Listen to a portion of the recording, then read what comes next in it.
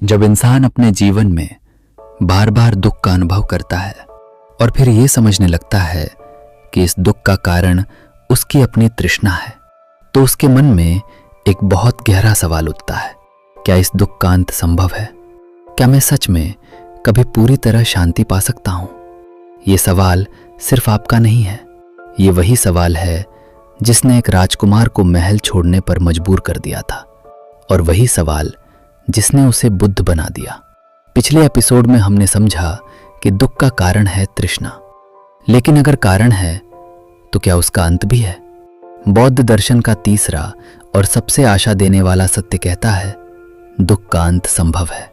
यह सुनने में बहुत सरल लगता है, लेकिन अगर आप इसे गहराई से समझ लें तो आपकी पूरी सोच बदल सकती है। क्योंकि हम में से ज्यादातर लोग मान चुके होते हैं कि जीवन में दुख तो रहेगा ही, पूरी खुशी नाम की कोई चीज नहीं होती। लेकिन बुद्ध कहते हैं दुख का पूर्ण अंत संभव है। अब सवाल है कैसे? इसको समझने के लिए एक छोटी सी कहानी सुनिए। एक आदमी जंगल में चल रहा था। अचानक उसे एक तीर आकर लगा। वो दर्द से तड़पने लगा। अब सोचिए उस समय उसे क्या करना चाहिए?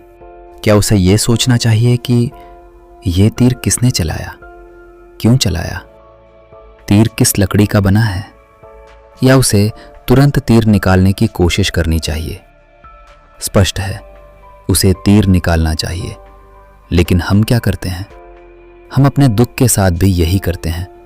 हम कारण जानने के बाद भी उसमें उलझे रहते हैं।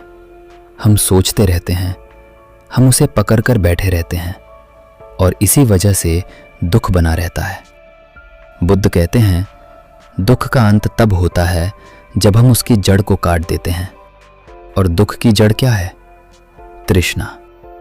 अगर तृष्णा खत्म हो जाए तो दुख भी खत्म हो जाएगा। अब यहां एक बहुत बड़ा भ्रम पैदा होता है। क्या इसका मतलब है कि हमें अपनी सारी इच्छाएं खत्म कर देनी चाहिए? क्या हमें एक पत्थर की तरह बन जाना चाहिए जिसमें कोई भावना ना हो? नहीं, बुद्ध का मार्ग सप्रेशन, दबाना का नहीं है, बल्कि अंडरस्टैंडिंग, समझना का है। तृष्णा को खत्म करने का मतलब है उसकी असलियत को समझना। जब आप किसी चीज की सच्चाई को पूरी तरह देख लेते हैं तो आप अपने आप उससे मुक्त हो जाते हैं। अब इसे एक उदाहरण से समझते हैं। मान लीजिए एक बच्चा है जिसे लगता है कि एक खिलौना ही उसकी पूरी दुनिया है।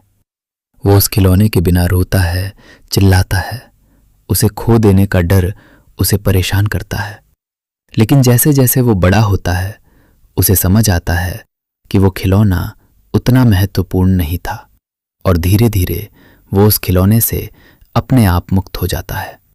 किसी ने उससे जबरदस्ती खिलौना नहीं छीना, उसने खुद उसे छोड़ दिया, क्योंकि उसने उसकी असलियत समझ ली।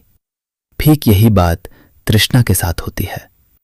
जब तक हम सोचते हैं कि ये चीज मुझे हमेशा खुश रखेगी, तब तक हम उसे पकड़ कर रखते हैं। लेकिन जब हम देखते हैं कि ये चीज भी अस्थायी है, ये भी बदल जाएगी, तब हमारी पकड़ अपने आप ढीली पड़ जाती है। और जहां पकड़ खत्म होती है वहीं दुख खत्म होता है। अब एक बहुत गहरी बात, बुद्ध ने इस अवस्था को कहा है निर्वाण। निर्वाण का मतलब क्या है? बहुत लोग सोचते हैं कि निर्वाण का मतलब है मृत्यु या इस दुनिया से गायब हो जाना, लेकिन यह गलत है। निर्वाण का असली अर्थ है तृष्णा की आग का बुझ जाना। जैसे एक दीपक जल रहा हो और आप उसकी लौ को बुझा दें तो वो शांत हो जाता है। ठीक वैसे ही जब हमारे अंदर की इच्छा, लालसा और पकड़ खत्म हो जाती है तो मन पूरी तरह शांत हो जाता है। ये कोई काल्पनिक अवस्था नहीं है, ये एक अनुभव है, और बुद्ध कहते हैं हर इंसान इसे पा सकता है। अब एक सवाल, अगर निर्वाण इतना महान है तो फिर हम इसे अनुभव क्यों नहीं कर पाते? क्योंकि हम अपनी तृष्णा को पहचान ही नहीं पाते। हम सोचते हैं कि हमारा दुख बाहर की वजह से है। हम कहते हैं अगर मेरी नौकरी ठीक हो जाए, अगर मेरा रिश्ता ठीक हो जाए, अगर मेरे पास ज्यादा पैसा हो तो मैं खुश हो जाऊंगा। लेकिन सच्चाई ये है आपकी समस्या बाहर नहीं है, आपकी समस्या आपकी अंदर की पकड़ है। अब एक प्रैक्टिकल उदाहरण लेते हैं। मान लीजिए आपको सोशल मीडिया पर लाइक्स मिलते हैं। जब ज़्यादा लाइक्स मिलते हैं तो आप खुश होते हैं, जब कम मिलते हैं तो आप दुखी हो जाते हैं। अब सोचिए, दुख का कारण क्या है? लाइक्स या आपकी ये इच्छा कि मुझे ज़्यादा लाइक्स मिलने चाहिए? अगर ये इच्छा खत्म हो जाए तो क्या फ़र्क पड़ेगा? यही है फ़र्क। बाहरी चीज़ें बदलती रहती हैं, लेकिन आपकी प्रतिक्रिया आपके नियंत्रण में है। अब एक और गहरी बात, निर्वाण का मतलब ये नहीं है कि जीवन में कोई समस्या नहीं आएगी। समस्याएं आएंगी, दुखद घटनाएं भी होंगी, लेकिन अंतर ये होगा, आप उनके अंदर नहीं फंसेंगे।